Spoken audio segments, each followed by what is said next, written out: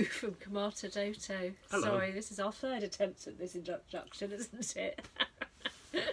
This week's vlog's about our trip out from Tinsley Marina down to Kilnhurst and then to Mexborough Gorilla Bar for New Year's Eve celebrations. Tuesday the 28th of December. We'd given up the mooring. We gave 2 months' notice at the end of October because you have to give 2 months' notice to CRT to give your mooring up, and we needed to be gone by the end of December, so we booked the flight down through Tinsley locks for the 28th, so we had some time to change the plans if we needed to, if the weather was grotty. Partly due to the fact that Rotherham Floodlock had been closed at the beginning of January, and it is being closed until the middle of March. And we need to be up in Stellarlands Marina for blacking the boat in April. So to avoid any possible problems and getting stuck in Sheffield and not being able to get out, we decided to come out early at the end of December instead of the end of March as we had originally planned to do. So enjoy the vlog, and here we go. So it was with very mixed emotions. The morning of the 28th of December arrived. It had been raining quite hard all night, so Dave the lockkeeper went down to where the canal joined the River Don to make sure the water levels were okay to go onto the river, which they were. But it was going to be a wet trip. I just hope this doesn't mark the start of the type of weather we're going to have all year. It was very sad saying goodbye to some very close friends we've made in the marina, namely Kate and Ian and Jackie, but it was exciting as well because this was the start of our new adventures. We went out with Julia and Ralph and their daughter Bridget, who were on their boat Amiga. They're on Instagram at Boaty7. They'd spent a couple of weeks up on the temporary moorings over Christmas and New Year. We're heading back out down towards Nottingham.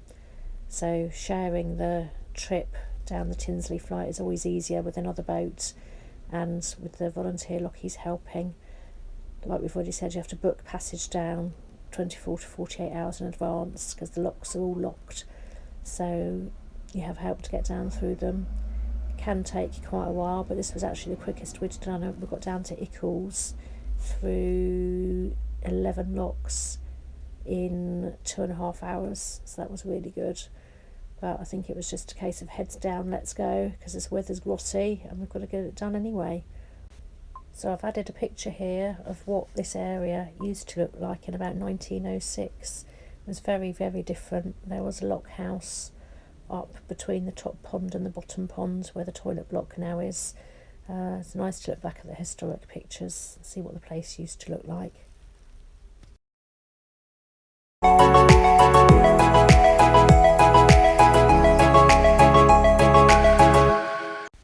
It's always advisable when you have two boats in a lock together to make sure you hold your centre line against the canal side so that you don't bump into each other as the water fills, because obviously it can get a bit turbulent in there at times.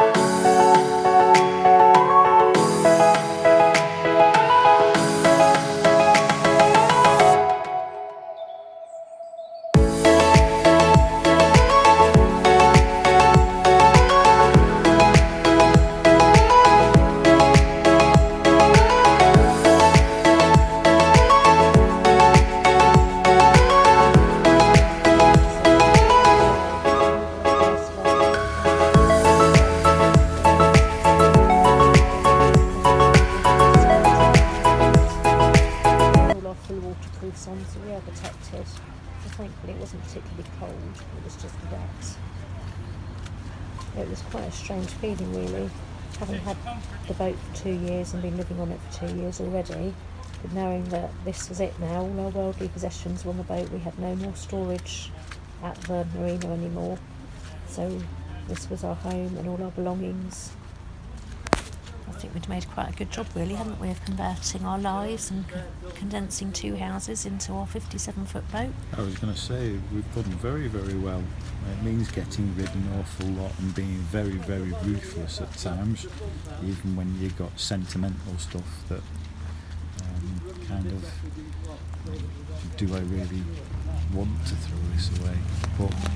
But then what use will it be in the doing future? video. Thank you, Dave, for Oh, so he's everything. You've popped been up to say hello. fantastic. Hi, Dave. So this is Dave, Oh, lockkeeper yeah. for the marina. He's been fantastic and always been there for help and advice whenever we've needed it for the last 2 years. We're really thankful to him for everything he's done for us. The next lock we were going into is one that we locally call Deep Lock. That's where 2 of the locks have been combined to make a single deep lock, which allowed the construction of a new railway bridge in 1963. There's a plaque next to the lock we had just come through, commemorating and remembering those that lost their lives when there was a bombing blitz on December the 15th in 1940. There's often poppies put there around Remembrance Day. This was the bombing blitz which did destroy the old lock house, which I put the picture of a little bit earlier as well.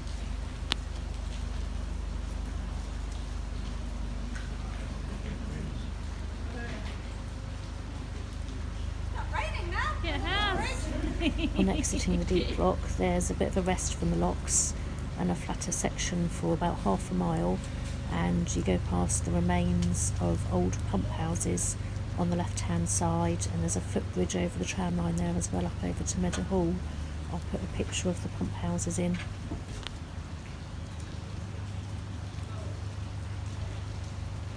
Then carry on along to the next locks, and then the one that takes you out onto the River Don, the flood lock, and there actually used to be toll houses there as well, and they used to take tolls there from that part of the canal.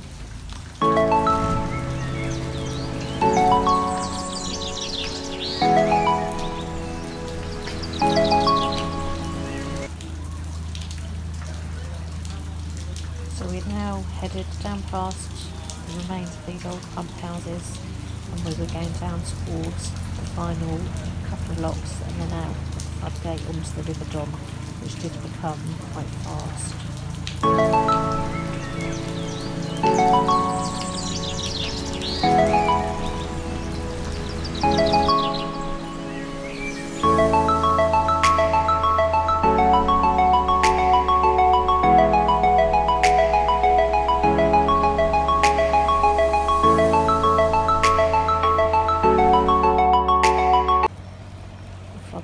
Gate markers were in the yellow, but you can see how fast the boat is now going, and I was struggling to keep up with it walking along the path, whereas normally we could walk at pretty much the same pace as the boat was going. This was because it had rained for so long for the last 24 hours, and obviously with the water coming off of all the Sheffield hills. Made it safely back onto the canal, and then down to Jordan's Lock, Holmes Lock, and to Ickles, but we couldn't go any further because the flood markers at Ickles were actually in the red, so we ended up staying there overnight. The levels went back down, and then we managed to move on through Rotherham Lock and to Eastwood the next day, and then again had to stop at Eastwood the next day because the levels were back up again, so again we couldn't go any further. Once we moved from Ickles to Rotherham Lock, the river wasn't as fast as it was the previous day, and it's only quite a short distance around the corner past the football ground to Rotherham Lock, where they have started the works because they're going to be closing it in the beginning of January to put a new sluice gate lock in there to try and help alleviate the problems they have in Rotherham town centre with the flooding when we get heavy rains every winter.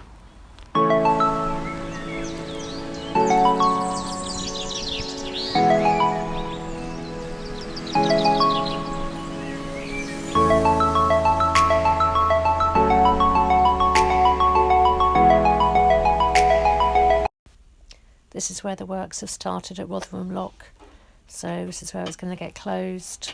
In fact, now we're recording this, it has been closed. This was a section at Eastwood where we would be going through Eastwood Lock and back onto the river. It still looked quite fast flowing, but it was okay. The indicator was in the yellow and we were able to go the next day. This is where the big locks start. They're electric locks, and there's an oil boat, 60-metre oil boat, that comes up from Doncaster every week. So these locks are huge, so it can accommodate the big boats that come up. This is Eastwood Marina, where we stayed overnight. There's quite a lot of residential moorings and about 4 visitor moorings.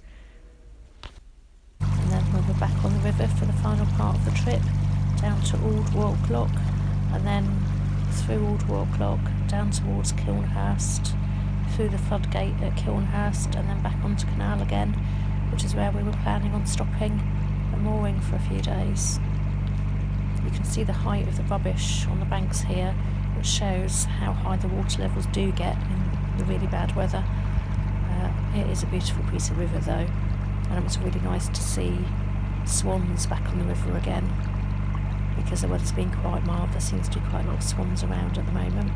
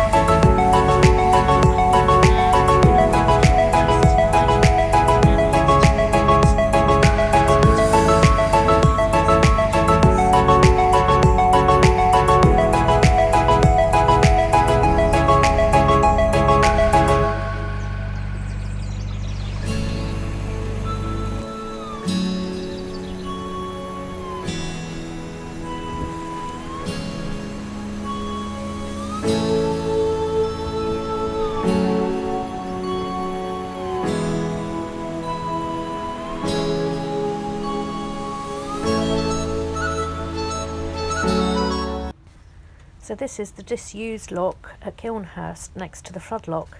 I've searched on Google and I can't find any information about it as to why it became disused or when it became disused. So if any of you out there have got any information, it would be really good to better get some history to add to this information about the Kilnhurst flood lock.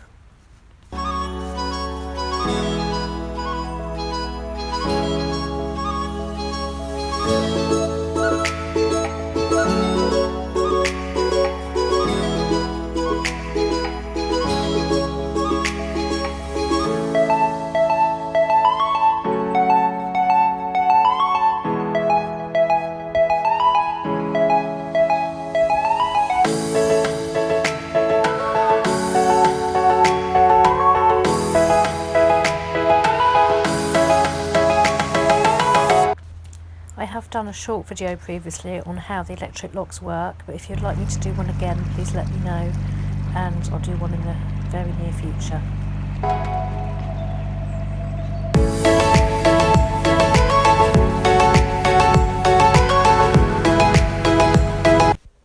And we had made it safely to Kilnhurst. This is where we moored on and off for the next 3 months until the end of March, when we move up to Stellalands to black the boat. We then moved down to Gorilla Bar at Mexborough to celebrate New Year's Eve. This is George. I got kidnapped. He's the gorilla from Gorilla Bar. He kidnapped me, took a shine to me, and then sailed away on the boat. That's the boat after George got off at Gorilla Bar. So thank you for watching. That's the end of another vlog. Hopefully, as we do a few more with practice, we'll improve the quality of them. Please do let us know if you do know any of the history about the Kilnhurst floodlock and when the old one stopped being used, a new one was put in place, because it would be really interesting to find out some more history for it. And if you ever fancy stopping at the Gorilla Bar, you can moor up outside and spend overnight. But don't forget, you don't have to go just by boat. You can get there by road.